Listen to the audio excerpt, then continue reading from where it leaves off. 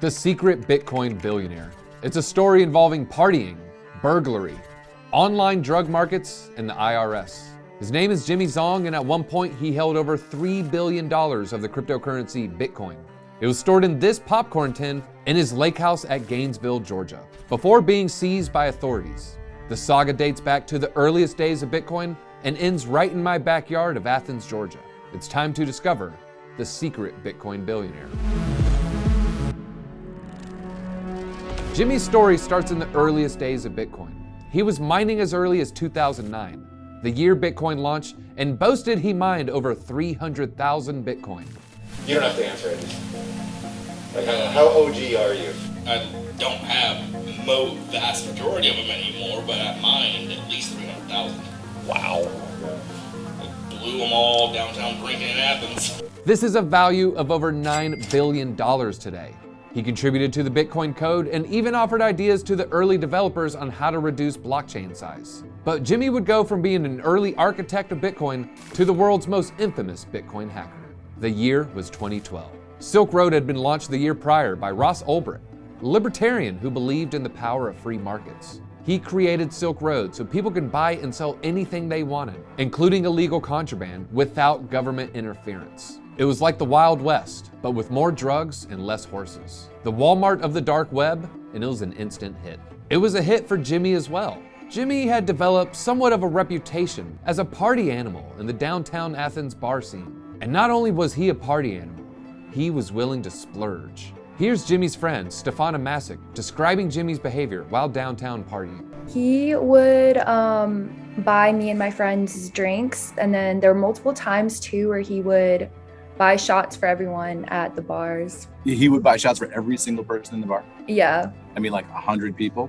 Yeah, pretty much. But Jimmy didn't stop at alcohol, however. While downtown at a bar, he once bragged that he had $30,000 of cocaine back at his house. So Jimmy was in a restaurant talking to some girls, and he happens to mention that he has $30,000 worth of blow at his house if they want to come back and party. $30,000 worth of coke. $30,000 of cocaine. Unfortunately for Jimmy, there was an off-duty police officer sitting in the restaurant one table over. That's just bad timing. It was really bad timing. Bad timing indeed. According to Jimmy, he used Silk Road to purchase the illegal substance. But Jimmy wouldn't just be a user of the site. He would later hack Silk Road for 50,000 Bitcoin. The details surrounding the hack seem odd for someone with Jimmy's knowledge of computer sciences. It wasn't exactly the criminal plans of a mastermind, rather something much more simple. In his statement, Jimmy says that the way he stole these Bitcoin was he was withdrawing some assets from Silk Road. He had been using it to purchase cocaine, and he realized if he simply double-clicked, he could withdraw more than he had put in. Is that what happened? To the instance that he would just double-click the withdraw button, we don't know the answer to that question. I mean, that seems awfully simple. But at the time, Jimmy wasn't punished. In fact, he was rewarded. According to Jimmy, Ross Ulbricht was so impressed he reached out to offer a bonus for discovering the flaw. In addition to letting him keep the 50,000 Bitcoin for discovering the vulnerability, Dread Pirate Roberts gave Jimmy an additional 5,000 Bitcoin. However, it is important to note that whether or not Jimmy Zong and Ross Ulbricht had communication is in question. The federal prosecutors investigating the case were unable to find any proof. My name is Trevor McLean. I'm a special agent with IRS Criminal Investigation. Jimmy alleges it. We couldn't find any evidence to support that position. But at the time of the hack, Bitcoin was only $10 a coin. But as Bitcoin ballooned in price, the 50,000 missing Bitcoin garnered more and more attention from the IRS Criminal Investigation Division. But it would be years later before there was a crack in the case. Here's Sean Magruder, BlockTrace CEO. His company is a contractor for the IRS and other government agencies that assists with complicated blockchain transactions. One of the special agents who I worked with on the team calls me and says, "Hey Sean, can you help out and assist with this? If you could just take a look at it, over the course of the weekend, that'd be great." And this was on a Friday. By Monday, I came back with an answer and said, "Hey, I think we might have something here." That something ended up being Jimmy's downfall. It was a big mistake from a small transaction. Jimmy had once sent $800 worth of his funds to an exchange with KYC, or Know Your Customer. An exchange with KYC will require their customers to share their name and identifying information. After another unexpected big break, investigators would follow these clues right to Jimmy's doorstep. That big break would actually be a break-in. After a trip with friends that Jimmy lavishly paid for, he would come back home to discover his house in Athens, Georgia had been broken into. Clark County 911. Hey, I was gone for the past week or so, and someone broke into my house. And what is your name, sir? It's Jimmy Zong, Z-H-O-N-G. The thieves would make out with more than $400,000. And even though he was sitting on tens of thousands of stolen Bitcoin worth billions of dollars, Jimmy turned to the police. He shared with authorities that in addition to cash, the burglars had stolen hundreds of thousands of dollars worth of Bitcoin as well. This was an opportunity that federal authorities would not let go to waste. They reached out to the Athens Police Department to see if they could use this home invasion as a pretense to search Jimmy's home.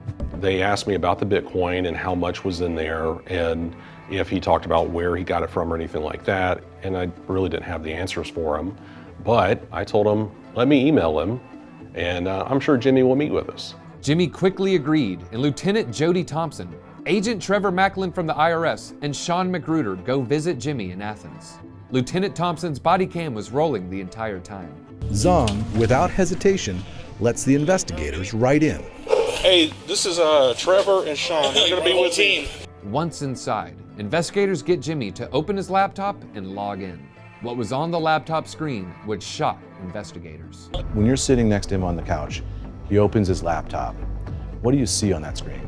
Lo and behold, he had 60 or $70 million worth of Bitcoins right there next to us. So with one glance at the screen on his laptop, you could instantly tell this is a guy who's a credible suspect. He could have pulled this off. That's right. Authorities now had enough to execute their search warrant. Inside, they would find $700,000 in cash. And inside a bathroom, they stumbled upon a Cheetos popcorn tin. Inside the tin was a computer holding the stolen funds from Silk Road. Jimmy Zong's reign had come to an end. The party animal, the secret Bitcoin billionaire, had finally been caught. Jimmy was arraigned on charges of wire fraud, and after a tense courtroom battle, he chose to plead guilty. The judge handed down a sentence of 1 year and a day in federal prison.